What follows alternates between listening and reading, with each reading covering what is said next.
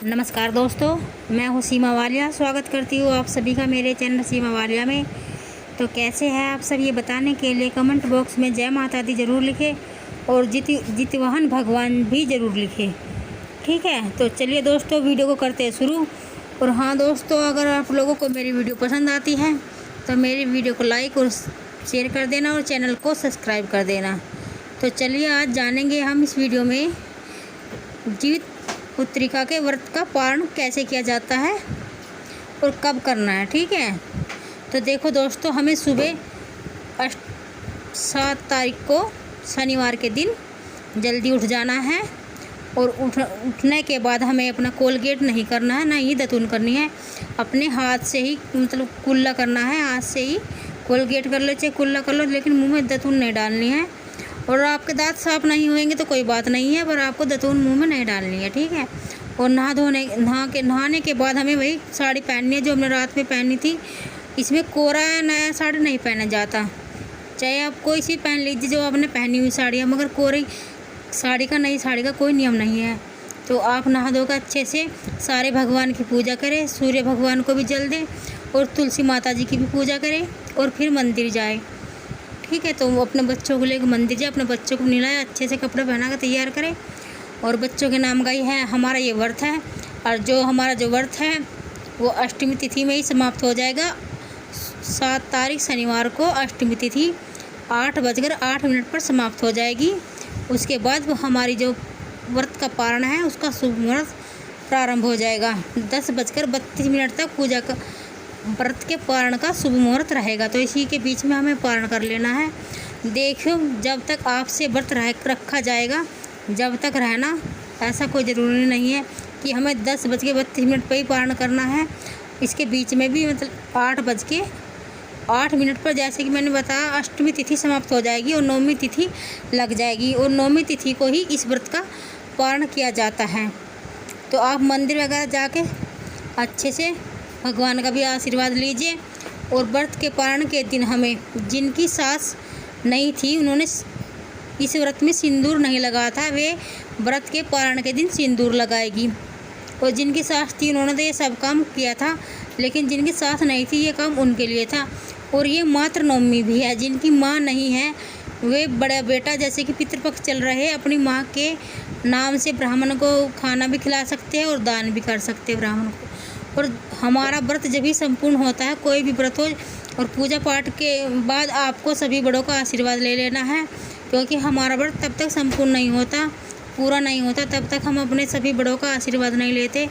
तब व्रत के पारण करने से पहले ये हमें सारे कार्य करने हैं और अपने बच्चों को भी सभी का आशीर्वाद दिला देना है और बच्चों को डांटना नहीं है। ठीक है दोस्तों, तो अगली चीज़ क्या है, जैसे कि जितिया, हमें दान करना है ज़रूर। इस व्रत में दान का भी विशेष महत्व है। जिनकी सास है उन्होंने आटे का दान किया था नहाए खाए के दिन।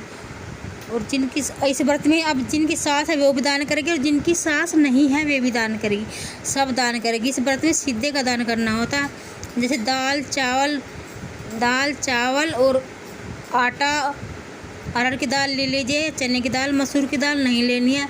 आटा, आलू और तोरी का विशेष महत्व है इस व्रत में। तोरी भी बोलते हैं, तुरई भी बोलते हैं। ठीक है, और मिर्च, नमक, हल्दी और पैसे, जितने भी आपकी इच्छा सामर्थ्य है अपने बजट के अनुसार ही पैसे लीजिएगा। ये सभी चीज़ों का, और जो बाज़ार से खुला हुआ जितिया आता है धागे वाला, और सिंदूर, ये सब चीज़ें दान की जाती है।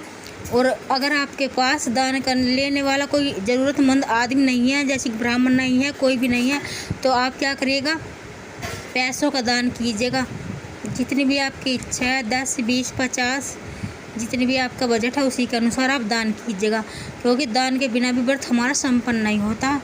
और आपने जो व्रत में जो हमने जितिया लिया है, बहुत सी बहनों के पास सोने का जितिया है तो वो सोने का धारण कर सकते हैं। और जिसके पास बाज़ार से खुला हुआ जितिया आता है उसमें गांठ लगा लीजिए आप, जिसके जितने बच्चे हैं उतनी ही गांठ लगा लीजिए।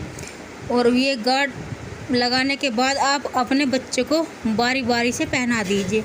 ठीक है, और जिनके पति की माँ नहीं है तो देखो, पत्नी हर रूप में पूजी जाती है।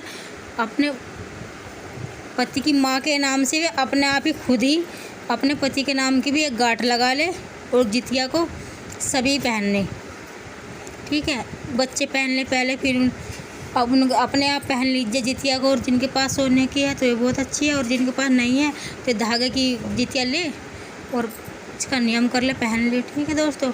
और गर्म चीज़ खाकर ही हमें पारण करना है, बासी भोजन का पारण नहीं करना है। दूध पी लीजिए आप पारण में, जैसे हर राज्य का थोड़ा सा अलग अलग नियम है। जैसे कहीं पे दूध से पारण किया जाता है, कहीं पे कड़ी चावल से पारण किया जाता है, कहीं पे दाल चावल से पारण किया जाता है। तो दोस्तों हमारे यहाँ दाल चावल और हलवा पूड़ी और पूड़े बनाए जाते हैं, उन्हीं सब चीज़ों से हमारे यहाँ पारण किया जाता है। और अपने राज्य का हर थोड़ा थोड़ा अलग अलग नियम है, तो आप लोग देख लीजिए। पारण करने से पहले, हमें व्रत खोलने से पहले हमें ब्राह्मणों को खाना खिलाना है, और गाय को हम खाना खिलाते हैं, और तभी हम किसी भी व्रत का पारण करते हैं। और जो हमने बनाया है अपने लिए, हम उसमें से भगवान जी को पहले भोग लगाते हैं। पहले गाय माता को खिलाते हैं, फिर भगवान जी को भोग लगाते हैं, और फिर हम लोग ब्राह्मण को भोग लगाते हैं। जो हमारे पास ब्राह्मण होते हैं उन्हें खाना खिलाते हैं। अगर आपके पास मंदिर है तो ब्राह्मण मंदिर में रहते हैं, और नहीं है तो आप पैसे का, रुपये का दान कर लीजिए, जितनी भी आपकी इच्छा है, ठीक है। और दोस्तों अगली चीज़ क्या है दोस्तों, कि आपको गर्म चीज़ का ही पारण करना है, गर्म चीज़ ही खानी है पहले। क्योंकि 24 घंटे का हमारा निर्जला व्रत था, हमने कुछ नहीं खाता, तो हमारा ठंडी चीज़ों से हमारा गला बैठ सकता है। तो इसलिए आप गर्म चीज़ खाकर ही पारण करिएगा। और पारण करने से पहले जो जितिया है बच्चों के गले से निकाल कर हमें खुद पहनना है, खुद पहनकर, जितिया पहनकर ही हमें व्रत खोलना है। और ये आप 1 दिन भी पहन सकते हो और 2 दिन भी पहन सकते हो, जब तक आपकी इच्छा। और पुराना जितिया जो धागे वाला था उसे आप गंगा में या नदी में, आपके पास जो भी है तालाब सरोवर, उसमें आप बहा सकते हो, ठीक है। तो ये सारी बातें क्लियर हो गई। और हम व्रत खोलने से पहले, अपना पारण करने से पहले अपने सभी बड़ों का आशीर्वाद ले लीजिए, और बच्चों को भी तिलक कर दीजिए, और सभी बड़ों का आशीर्वाद दिला दीजिए, और बच्चों को नहीं डांटना, ठीक है। तो दोस्तों आशा करती हूँ, उम्मीद करती हूँ आप लोगों को ये सारी जानकारी पसंद आई होगी। अगर पसंद आई है तो दोस्तों मेरी वीडियो को लाइक शेयर कर देना, और चैनल को सब्सक्राइब कर देना। और दोस्तों ये वीडियो हमारे यहीं तक का था, और मिलती हूँ आपसे अगली वीडियो में। तब तक के लिए नमस्कार दोस्तों।